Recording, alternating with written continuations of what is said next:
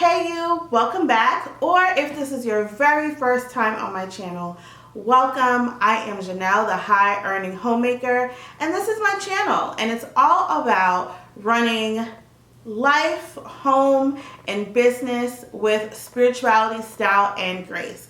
So if you are a person who wants it all, whatever that means for you, then I think you will definitely want to go ahead and subscribe to this channel so that you don't miss anything. And of course, like and comment on this video at the end if this resonates with you or you have any questions, just whatever comes up. So as we are speaking about spirituality, one of the things that I am just really passionate about speaking on is manifestation. And I know manifestation has, people tend to think of all this new age stuff, but really it's just prayer, right? Being intentional about what you desire. Well, rather getting clear on it first and being intentional about it and believing, having faith that what you have asked for is available to you. So no matter whether you prefer the word manifest or pray, whatever the case is, at the end of the day, you need to have faith.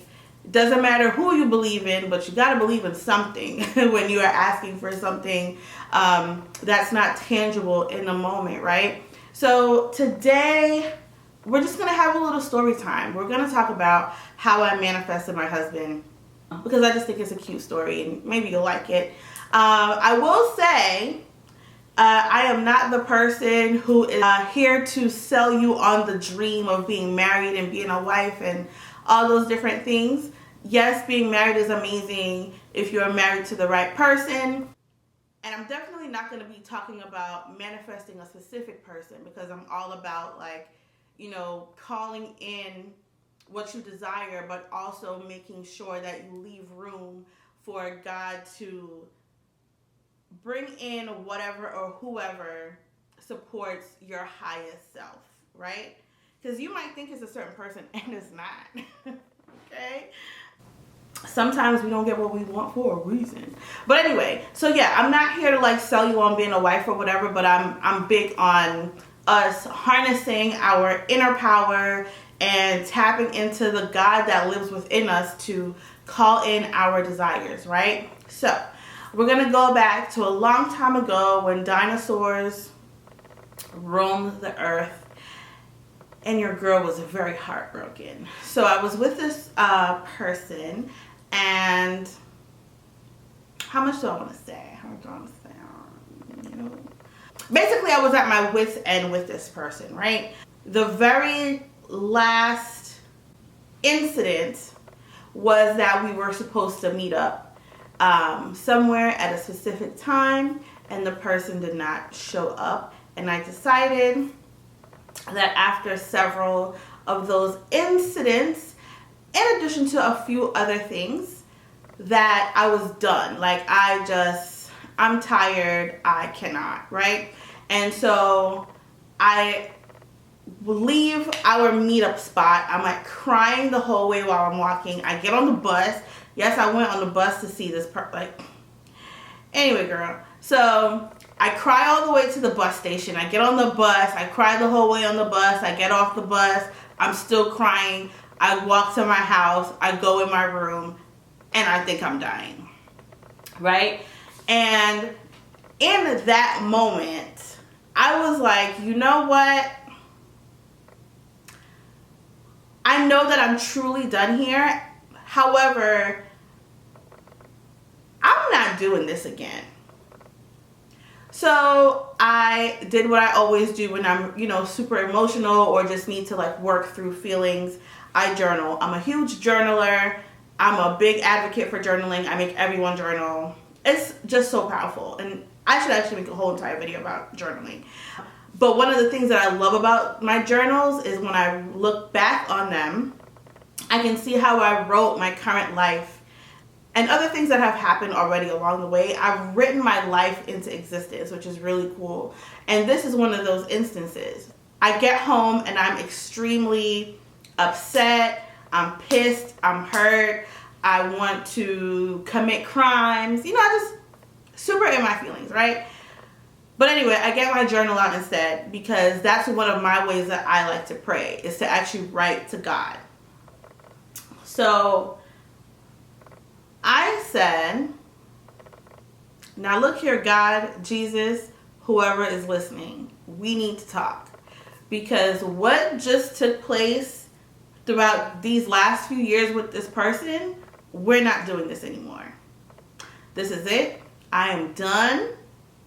And what I'm about to do is write you a list of what I desire and a husband. And this is who you're going to bring to me. Period. Okay?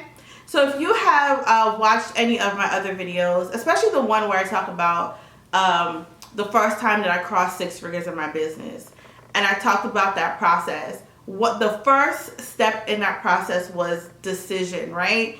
And another one of the things that I talked about was that, like, no matter what life looked like at the moment, believing that I could have what I said I was going to have, right? And so I was like, I don't want no more of this. I'm going to tell you who to bring to me, and that's it, okay? In the book, The Game of Life and How to Play It, which I also mentioned in another video, and I'll link that below too, Florence talks about the fact that there is a supply for every demand. She talks about how we need to pray without ceasing, right? So I think a lot of times when people pray or they're asking for things, it's like you're begging God for it. But sometimes you need to just demand what you want. Like, just think about the different energies of that. When you are begging, you are not sure, and you are looking at this force outside of yourself to, you know, see that you're special enough or that you're hurting and all these different things so that they can do this for you. Whereas, like, when you make demands, it's like, look, damn it, God, Jesus, ancestors, whoever, I'm clear about what I want, and I just need you to deliver this, okay? That's a different energy as opposed to being like, please, please, please, oh God. Like, which one of those is more powerful? Don't beg in your prayers. Center yourself, okay? Anyway, so I was like, look, I'm going to write you this list, and this is the person you're going to bring me. All right? So I literally sat and wrote in my journal about my husband. And it was like, you know, manifesting, praying, whenever you're calling in something, think of it as like going to a restaurant and like picking things off of a menu, right? When you go into a restaurant, you don't just sit down and say, I'm hungry. Because then the waiter is just going to bring you anything, right? So when you're not specific enough, life just kind of throws some stuff at you. It's not even what you really want, but that's because they're trying to work with what you're giving them. And if you're not giving them much, they're just guessing. And then you get, you know, usually the same person in just in different bodies half the goddamn time. But that's another story for another day. But you need to be specific, right? Like when you go to a restaurant, let's say you order a burger. You're like, okay, I would like these toppings on the burger. This is how I want the burger to be cooked. Whatever the case may be, but you're very specific, right? You don't just say that you're hungry and expect for the waiter to read your mind or to guess what you want or to bring you their favorite thing. Like, you get specific. And so that's what I did. I got specific about the kind of person that I wanted to call in. And yes, I talked about the way how I wanted him to look, because, you know, that's important to me. But also, and most importantly, I talked about, you know, just characteristics that I really wanted him to have. Characteristics that were important to me, because that's what it's really about. Are they going to be there for you when things get really tough? You know, just different things. And so I wrote out this list, and one of the things that I wrote, and I'm going to circle back to why, and how this like all kind of came full circle later. But one of the things I wrote was that if they say they're going to call me back in 10 minutes, they will call me back in 10 minutes, right? So anyway, so I write this list and I'm like, God, like, this is it for me. You know what I mean? You don't have to send me anyone else. I'm cool just living my best life until this particular person is ready for me, or I'm ready for that person too, right? So I was actually very young at the time that I did this. What is that? I was actually very young at the time that I did this, right? And so in my mind, I'm like, okay, this is for later. This person will come later. I'm going to, enjoy my life, turn up with my friends, travel, create some kind of business that's going to make me a multimillionaire. I'm going to own my house. I'm going to do all these things. And then like around like 30, I'll settle down. This person will show up and, and then all the things will happen. But I really,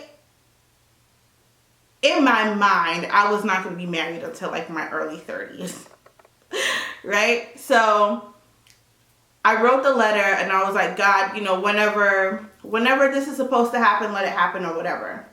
Cool. So a couple months later, I forgot about this. Okay, so remember I told you that the person they didn't show up, right? So not only did they not show up, but I didn't hear from them for months. So this was like in the summer sometime. The day before Christmas, I'm watching Lifetime movies with my mom. There is snow on the ground. We're in a whole different season. And the person calls me talking about what up. And in my mind, I was just like, it's a no for me. Like, I'm not going to do years of just these shenanigans. I'm not like, I am tired. I haven't even heard from you in 5 months. You know where I live. You know my number. You know where all my friends live. Like, it's just like, it's a no for me. And I hung up the phone on that person.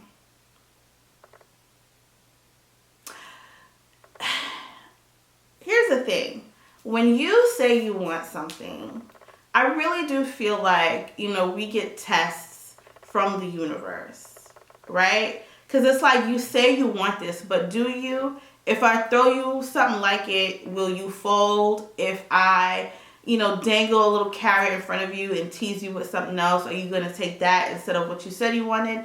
And I really, looking back, I feel like that was my test, right? And I passed it because I was like, click. So I hung up the phone on the person and went back and joined my mom on the couch to watch Lifetime movies. So a couple months after that, so this is 5 months now after I've made the list, right? A couple months after that, I was in like a really weird place because I just had like a lot going on. And so emotionally, mentally, I just was not myself, right? And so my mom was like, I'm going to send you to Jamaica for a little bit, cool out, come back, and then hopefully that will help you to reset. Because that's my place, whenever I go home, I don't know, it grounds me and it like gives me some kind of magical powers. Every time I go home and I come back, something really amazing happens every single time. So I go to Jamaica, I have the time of my life, I'm hanging out with my cousins, I'm going to parties, I'm doing all the things, and I come back and I'm like, feeling pretty good or whatever. I come back, and like a couple weeks later, or like a week or two later, my best friend calls me and she's like, oh, what are you doing? And I'm like, nothing, I'm in bed. And she's like, oh, I'm going to be on your side of town. I'm going to go meet this guy that I met. I don't remember where we met. And I was like, by yourself? And she was like, yeah. And I'm like, but it's nighttime. And she was like, yeah. And I was like, and where are you guys meeting? And she said, She's at a parking lot. And I was like, girl, absolutely not. I was like, come pick me up. You need backup. Like, what if he's a murderer? Anyway, so she comes in, she gets me. I'm literally wearing, like, I just threw on some jeans. I had this, like, H&M jacket that was, like, my favorite jacket. It had, like an Asian embroidered situation on the back. My hair was in a wrap, like a little doobie wrap. You know, I have, like, my pins in. I have on, like, wife beater is not the right term anymore. Or was it ever? I don't know. But you know what I mean. Like, those, like, undershirt, tank top situations. I throw my jacket over it. And some sneakers, right? Because I'm just here for backup. Like, I'm not here to be cute for anybody. I'm not here to meet anybody. I'm just going to be in the car in case something happens, you know. Which, looking back, I don't even really know what I was going to do. You know, both of us are, like, you know, between the heights of, like, 4'11" and 5 foot. I was, like, 75 pounds lighter than. What was I going to do? I don't know. Anyway, so I go. I'm sitting in the car, minding my business. She gets out. She's talking to the dude, right? I'm playing on my phone. And this guy comes and knocks on the door. And I'm like, and he's like, hey, I'm friends with such and such. I was just sitting in the car. I drove him here. I'm just sitting in the car bored. Do you want to, like, talk to me or hang out with me? Something like that. And I was like, no. Go back, you know, and then I go back to playing on my phone. And he's like, I don't know. He said something else. And I was just like, whatever. So I get out the car, and he's so tall. And I also remembered a really huge belt buckle. So this is like mid 2000s. I don't know if y'all, but like back then, like big belt buckles were a thing. I don't know if that was like for everybody, but for Jamaican guys, definitely. Their pants were like jeggings, basically. And then they wore, like, really big belt buckles. So this is how this guy was dressed. He had cornrows. He had, like, these little hoop earrings. And I was just like, you know, just talking to be polite kind of thing. The only thing I really remember from the conversation was that immediately, once he was talking, I realized he was Jamaican because his accent was so thick. And, you know, I was like, oh, yeah, I'm Jamaican, too. I just came back, you know, from a trip, blah, blah, blah. We talked about Jamaica, whatever. Nothing of significance. And then it was time to go. So we get back to my best friend's house because I decided I was going to spend the night. You know, we're talking about the shenanigans. We're kind of making fun of them, the guys. And then I was like, you know what? I was like, give the friend my number because I was like, you know, maybe I could just, you know, he seems nice and maybe I can just hang out with him for a little bit because I was about to move a couple months later. So I was like, maybe I'll just, you know, hang out with him. He seems cool. I'm going to be moving in a few months anyway. I'll never see him after that. Just give him my number. She gives the friend my number and he calls me immediately. And I'm like, what a fuck. What a creep. Anyway. So he and I, you know, we start talking on the phone, and I was like, you know, he really is super nice, you know, and it was nice to have like a friend who wasn't connected to the rest of my friends. One of the things that he would do, if he said he would call me back in 10 minutes, I kid you not, at 10 minutes on the dot, my phone would be ringing. And so, 8 months after I was in my room crying and had that contrast moment of what I didn't want anymore and realized I wanted the total opposite of that, I was just minding my business, going somewhere with my friend, and the stranger knocks on my window, who I'm not interested in speaking to. And that is a person who turned out to be my husband. So, that is how I manifested him.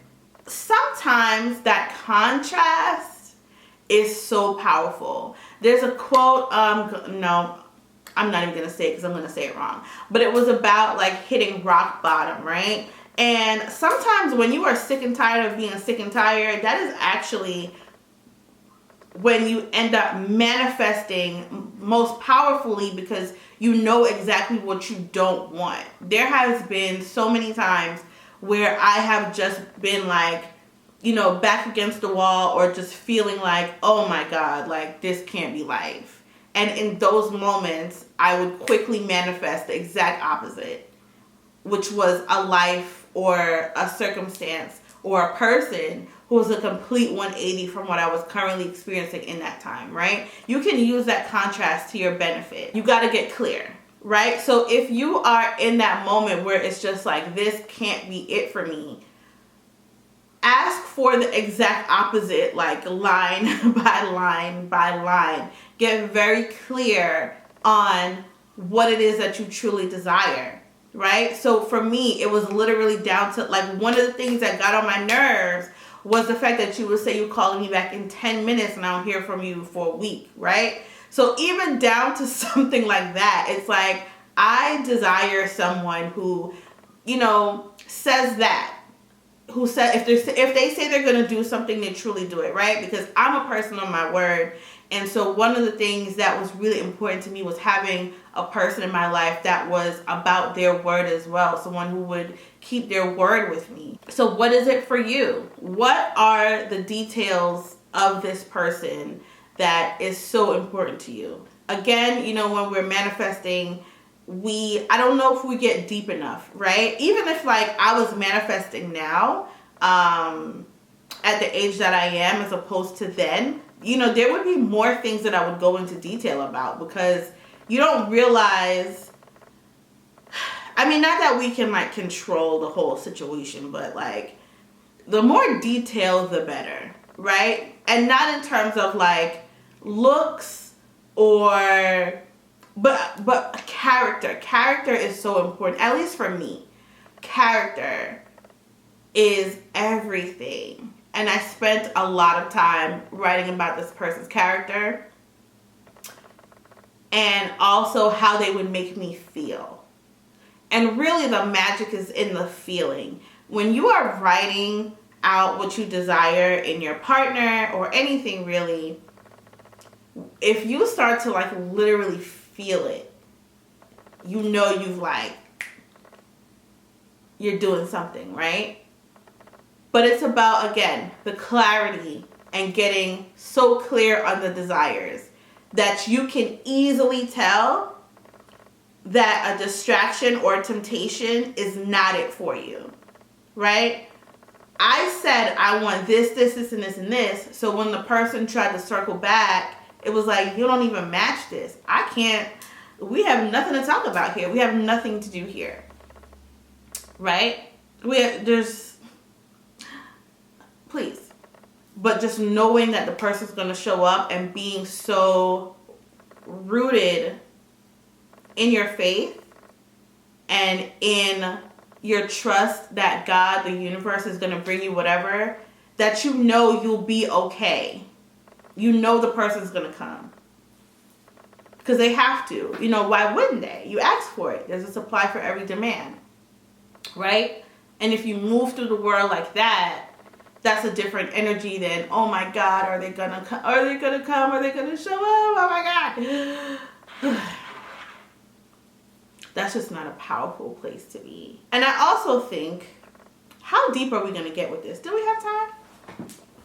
So that's a little bit of like the law of assumption too, right? Just like, of course this is going to work out for me. But then there's also, the law of detachment that was in there too, because it was like, whenever this person's supposed to show up, like I trust that they'll show up, right? I wasn't looking for the person every day. Hell, when they showed up, I didn't even know.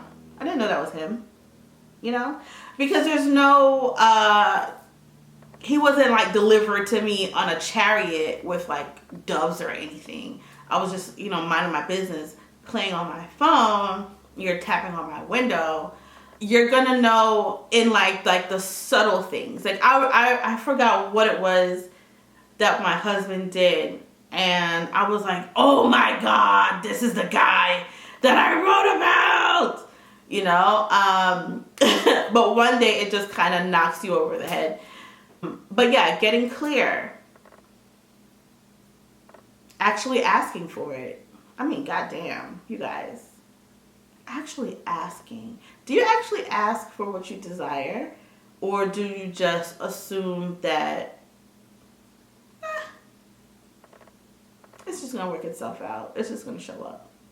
You didn't ask though.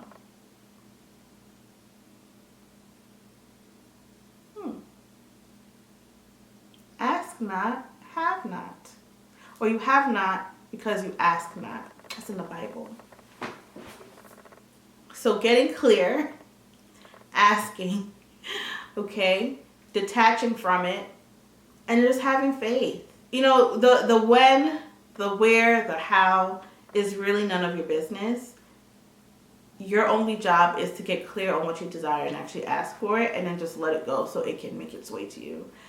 When we watch the pot every day, or even like, you know, using a plant, for example, because that is like the most agonizing thing ever. When you plant a seed, you know, and you're looking at it and it's like, dang, nothing's happening. And then it's like all of a sudden it sprouts, right? I think with our manifestations, it's the same thing. If you're, you know, you're trying to watch it every day and see what's going on, it's not going to look like things are moving, but they are, right? So again, with a seed, we're not seeing the progress of it every day. A lot of the progress that's happening is actually underground. It happens where we can't see, and then eventually it starts to sprout. But what ends up happening is because, you know, you don't see the sprout happening, you don't see anything blossoming, you think that God hasn't heard you, God isn't listening, that, you know, whatever it is that you are asking. The truth is, just because you cannot see things happening and things brewing doesn't mean that it's not actually happening. You have to have patience. You have to have faith. Faith is literally believing in something that you cannot see, right? And because something isn't happening instantly or on the timeline that you create, it's like, oh, well, that was that. Let me just go on ahead and settle for whatever. And whether this is with your partnerships or, you know, just anything in life really, because you cannot see it happening, you just assume that, you know, the universe isn't working on it for you. And that's simply not true. But then what ends up happening when you settle or when you give up, it's like everybody's like, oh, okay, the show's done. Let's go ahead and wrap this up. Right? And then nothing comes of the manifestation. You canceled it. You hit the cancel button. And so, you know, everyone left. And, you know, you went and settled for something else. Get clear. Ask. Detach.